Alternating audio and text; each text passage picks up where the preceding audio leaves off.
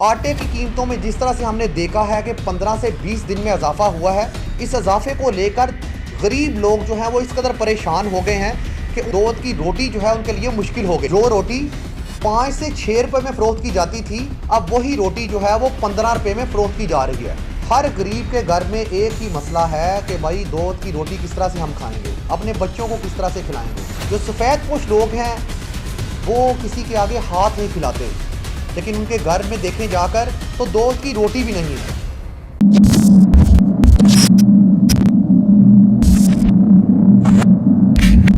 बिस्मिल्लाहिर्रहमानिर्रहीम, मैं हूं शान बेग। आज हम बात करेंगे नाजरीन आटे पर। यह वो बुनियादी इशू है जो रोज़ाना की बुनियाद पर हर घर में इस्तेमाल होता है, लेकिन आटे की कीमतें अब आसमानों से बातें कर रही हैं। लेकिन यह मसला अमीर का नहीं, यह मसला है गरीब का कि वो दो वक्त की रोटी कैसे खाएगा। जिस तरह से आटे की कीमतें बढ़ी हैं, जैसे फ़ी किलो आटा मार्केट में पहले 70 से 75 रुपये में दस्तयाब था, लेकिन अब वही आटा फ़ी किलो 125 रुपये में फ़रोख्त किया जा रहा है। और ये मसला गरीब के लिए है कि वो किस तरह से आटा ख़रीदेगा और अपने घर वालों को और अपने बच्चों को किस तरह से रोटी खिलाएगा। क्योंकि गरीब शख्स पहले ही ना गोश्त खा सकता है, ना फ्रूट खा सकता है, ना दूसरी चीज़ें खा सकता है, लेकिन दो वक्त की रोटी गरीब के लिए खाना ज़रूरी है। वो खाएगा तो ज़िंदा रहेगा। आटे की कीमतों में जिस तरह से हमने देखा है कि 15 से 20 दिन में इजाफा हुआ है, इस इजाफे को लेकर गरीब लोग जो हैं वो इस कदर परेशान हो गए हैं कि उन्हें जो है दो वक्त की रोटी जो है उनके लिए मुश्किल हो गई है। अब अगर मार्केट की बात की जाए तो मार्केट में गरीब आवाम मारी मारी फिर रही है कि सस्ता आटा कहाँ से मिलेगा। लेकिन एक तरफ तो आटे की कीमतों में इजाफा किया गया, दूसरी तरफ ज़ख़ीरा अंदोज़ जो है वो सरगर्म हो गए।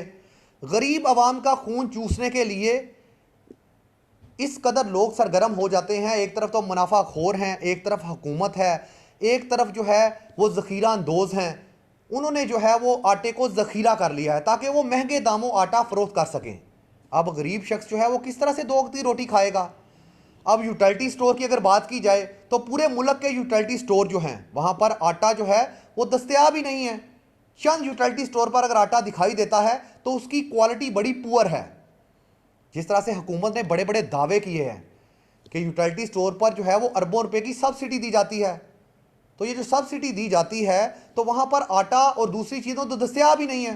तो गरीब आवाम जो है वो अब बुनियादी चीज़ जो आटा है दो वक्त की रोटी के लिए मारी मारी फिर रही है।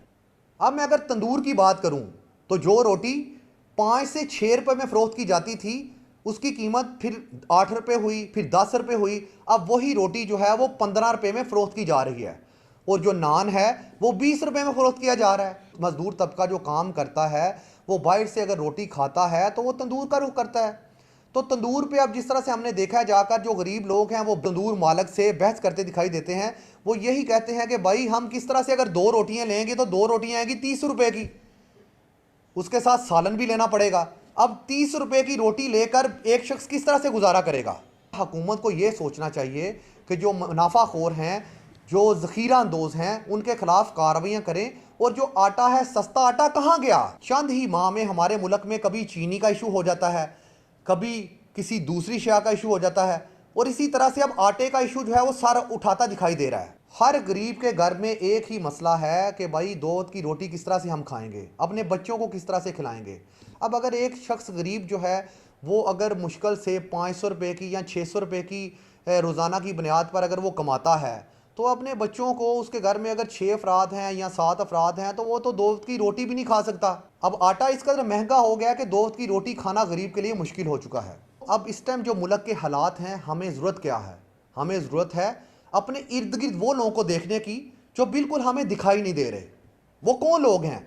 वो सफ़ेद पोश लोग हैं। जो सफ़ेद पोश लोग हैं वो किसी के आगे हाथ नहीं फैलाते, लेकिन उनके घर में देखें जाकर तो दो वक्त की रोटी भी नहीं है, लेकिन वो मांगे किस तरह से। अब हमें चाहिए कि वो खामोश लोग जो हैं उनकी मदद करें, अपने इर्द गिर्द देखें, अपने घर के साथ देखें, अपनी गली मोहल्ले में हम नज़र डालें, देखें कि कोई गरीब लोग और जो बच्चा है किसी गरीब का वो भूखा तो नहीं सो गया। जो अमीर लोग हैं उनके घर में जब खाना तैयार होता है तो 3 से 4 अफराद का खाना तो वैसे ही ज़ाया हो जाता है। अगर हम कोशिश करें कि रोज़ाना की बुनियाद पर जो 2 से 3 अफराद का खाना हम ज़ाया करते हैं वो अगर हम किसी गरीब लोगों को दे दें, अपना पेट जो है वो पाल ले।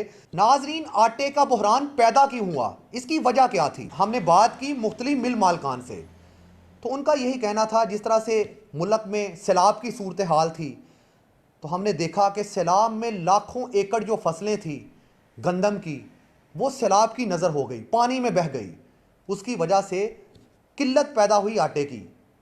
तो एक तरफ जो ज़ख़ीरा अंदोज़ थे, उन्होंने जब किल्लत पैदा हुई तो उन्होंने जो आटा था उसे स्टॉक कर लिया, उन्हें जो है ज़ख़ीरा कर लिया, तो उसकी वजह से जो है वो आटे की कीमत में इजाफ़ा हुआ। नाज़रीन, हमारा बुनियादी इशू क्या है कि हम जब भी कोई त्यौहार आता है, जब भी किसी चीज़ की कीमत में इजाफ़ा होता है, तो हम उस चीज़ की कीमत में इजाफ़ा कर देते हैं, ताकि जो गरीब तबका है वो इसमें पिस का रह जाता है। ये अमीर का इशू तो है ही नहीं। अमीर लोग तो जितनी भी महंगी चीज़ होगी वो ख़रीद लेंगे, क्योंकि उनकी क़ुव्वत ख़रीद में है वो। अब जो गरीब है, जो दिहाड़ीदार है, जो मज़दूर है, अगर उसकी वो गरीब बेचारा अपने घर वालों के लिए दो की रोटी खाएगा तो जिएगा।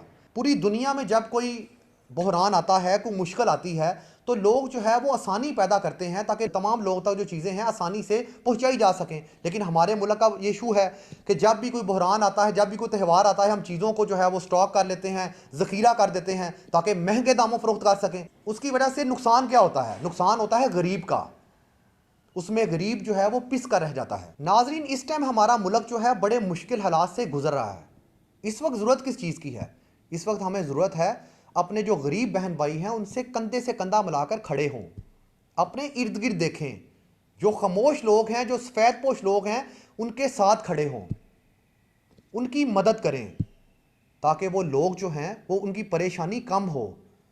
क्योंकि जो जिंदा कौमें होती हैं वो अपने मुल्क को बहरान से निकालती हैं।